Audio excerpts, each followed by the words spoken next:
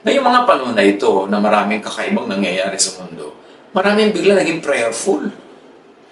Yung iba, mandrama pa talaga mag-pray with feelings and all that.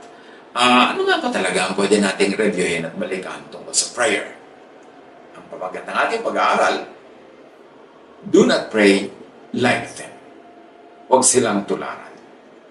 First of all, do not pray to inform God. God is all-knowing. Hindi mo na kailangan i-inform ang God na, Lord, may sakit po ang nanay ko. Para sasagutin ng Diyos. Alam ko. Lord, wala na po kaming sardinas. Alam ko.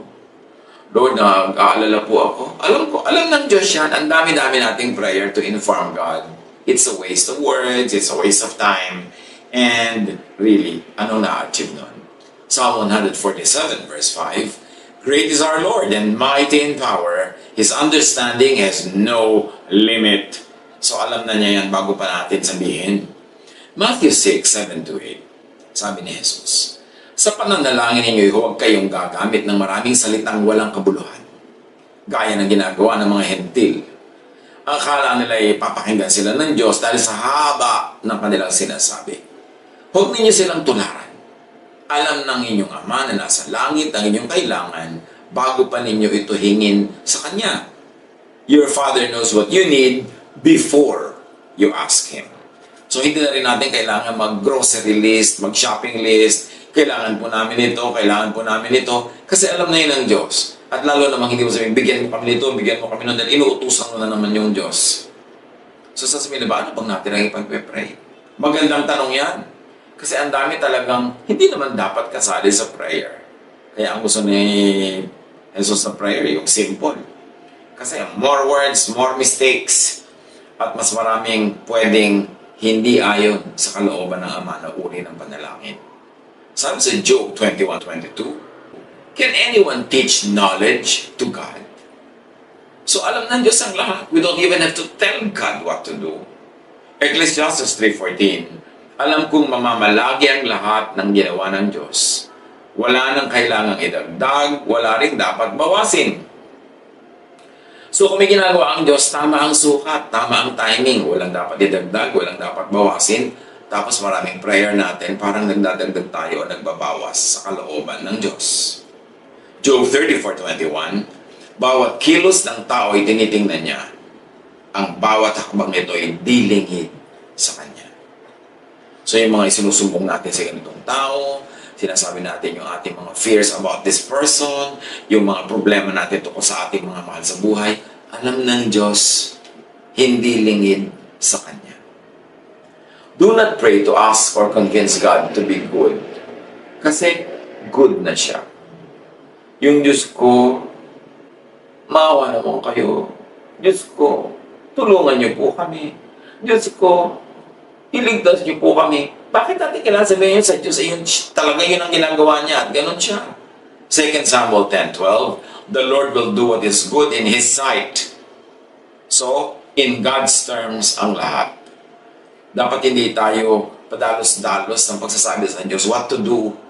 Pag-uutos sa Diyos sa mga gusto nating ipagawa sa Kanya, because the Lord will do what is good in His sight, not in our sight, not in our vocabulary, not in our dictionary, kundi yung sa Kanya. Isaiah 55:9, Just as the heavens are higher than the earth, so my ways are higher than yours, and my thoughts are higher than your thoughts. So when you disagree with God, pagka hindi tayo payag sa ginagawa niya, hindi tayo sang-ayon, ay mag-isip-isip tayo, siya ang Diyos, hindi tayo. His ways are higher than ours. Kahit yung ways niya, kung minsan sa tingin natin mali, tayo nahihirapan, tayo nasasaktan, o nasasaktan yung mga mahal natin sa buhay, Diyos pa rin ang Diyos.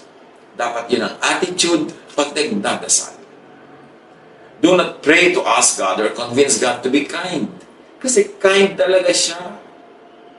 Titus 3:5, iniligtas niya tayo. Hindi dahil sa ating mabubuting gawa, kundi dahil sa kanyang habag sa atin.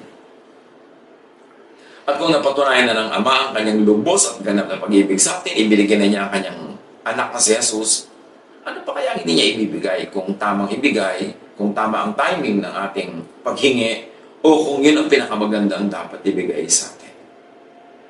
Do not pray to ask and convince God to have pity kasi mahabagi naman talaga siya. Hindi na natin siya kailangang kumbinsihin na maawa. Maawain na talaga siya. Daniel 9:9, the Lord our God is merciful and forgiving.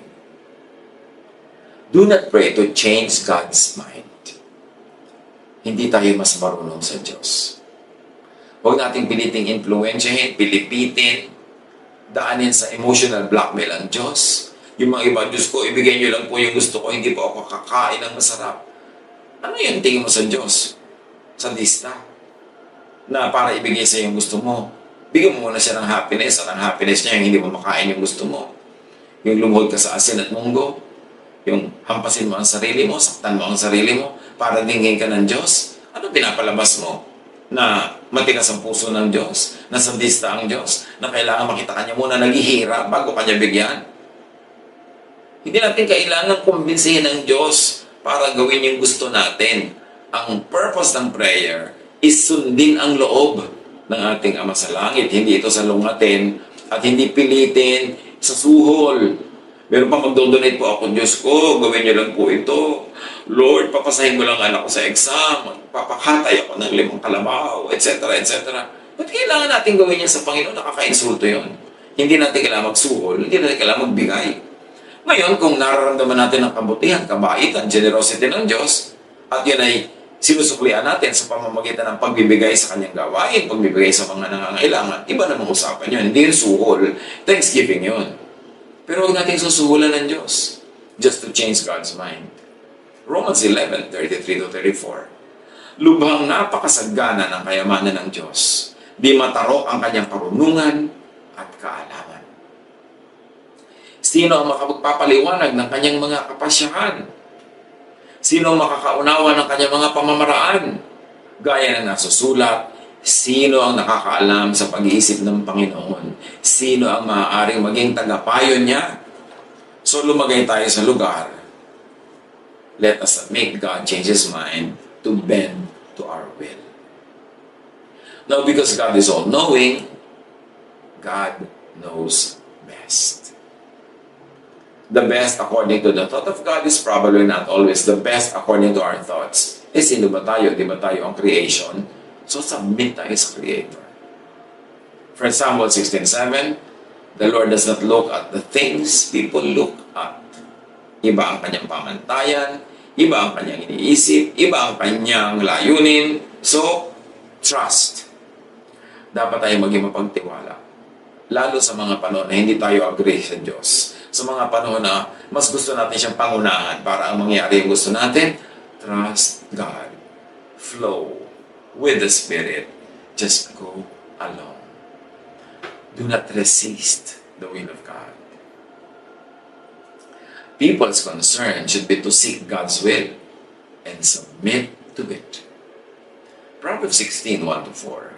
To humans belong the plans of the heart, but from the Lord comes the proper answer of the tongue. Iba yung iniisip mo, pero ang Diyos ang merong final say. All a person's ways seem pure to them, but motives are weighed by the Lord. The Lord works out everything to its proper end. Sa tingin natin kung minsan, tama tayo, malinis tayo, mabait tayo, pero lahat ng yan, sinusukat, tinitimbang ng Diyos. At sabi, lahat datilan ng Diyos sa kanyang happy ending, proper ending, correct ending. And sometimes, a proper ending is not always the happy ending for everyone concerned. So, willing tayo dapat to be happy with the decision of God. Do not pray to be seen and praised by people. Ayaw na ayaw ni Jesus yung display prayer. Matthew 6:5-6. When you pray, don't be like the hypocrites. They love to stand in the synagogues and on the street corners and pray loudly. They want people to see them. The truth is, that's all the reward they will get. But when you pray, you should go into your room and close the door. Then pray to your Father. He is there in that private place. He can see what is done in private, and He will reward you. Paulit-ulit si Jesus niyan. Magdadasal ka, Manahimik ka sa loob na yung silid. Wala po akong kwarto. Sabi ng iba, ipikit mo ang mata mo, yan ang kwarto mo. Nag-iisa ka na. At kasama mo ang Diyos, na pag-iisa ka kasama ang Diyos. Gusto ng Diyos nakikipag-ulayo sa iyo personally, privately, person to person. Hindi isang damakmak ng tao yung nakapaligid. So do not pray to perform. Kasi kung minsan kung maraming tao, lalo magpe-pray leading ka, yung pinapaganda mo pa yung poses mo, papakyot pa kung minsan yung iba. Yung iba naman, napakarami mga bulaklak na mga salita. Ang haba-haba, lalo may audience, may camera, hahaba pa yan. The more public, the more temptation to perform. Marami yung tatanong, ba't hindi po namin kayo nakikita nagpe-pray? Kailangan mo talaga makita.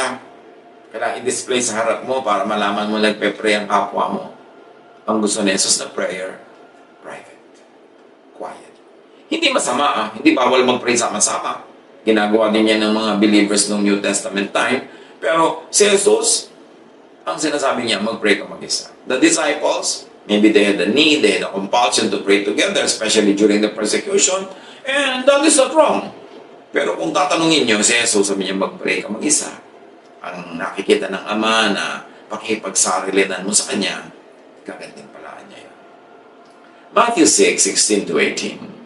When you fast, don't make yourselves look sad like the hypocrites. They put a look of suffering on their faces so that people will see they are fasting. The truth is, that's all the reward they get. So when you fast, wash your face and make yourself look nice.